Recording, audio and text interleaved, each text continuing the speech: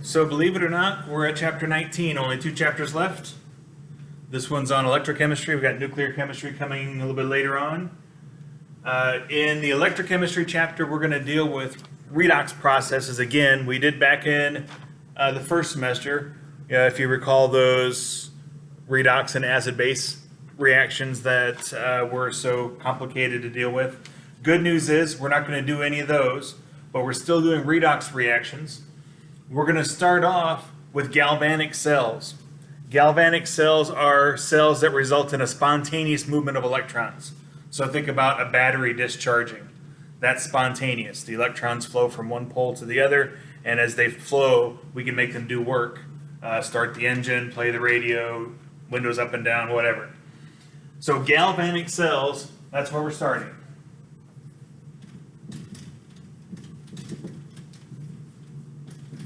You've probably heard of galvanized metal.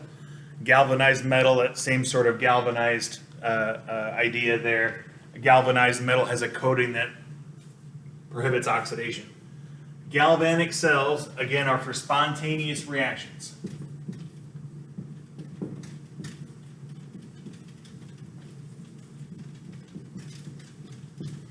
So things that happen on their own have a negative delta G and a large K value. Those things are spontaneous. So these can be used to power devices.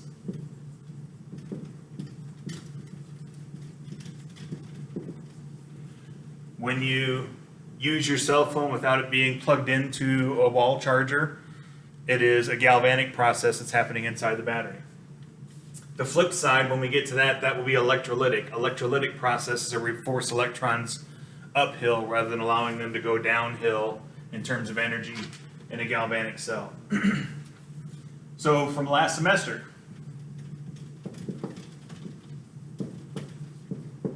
we're going to carry forward the idea of Leo the lion goes grr. Lose electrons is oxidation, gain electrons is reduction. Some folks use oil rig, oil is loss, reduction is gain, oil is loss, oxidation is loss, a reduction is gain. Whatever mnemonic you need to keep it straight, you need to know what's happening for reduction and oxidation. The oxidation process involves a material giving up electrons to somewhere else. Reduction processes involve a material accepting electrons and absorbing them to be reduced. So we also have to think about oxidation states.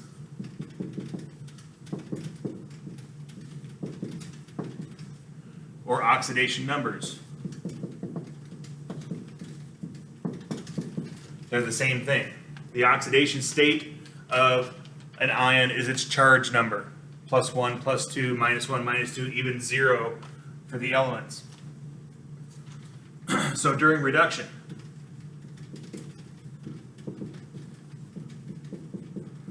the oxidation number is decreasing. That's always, to me, the easiest one to remember. Because if you reduce a number, it's getting smaller, right? So reduction involves the oxidation number of an ion decreasing, going from +2 to +1, or +2 to 0, or from 0 to -1, or 0 to -2. Those are all reductions. If we look at oxidation, oxidation is an increase in the oxidation number. So going from 0 to +1, or +2 to +3, or from -2 to -1, those are all oxidation processes, because to do that, whatever species we're starting with is giving up one or more electrons to do that.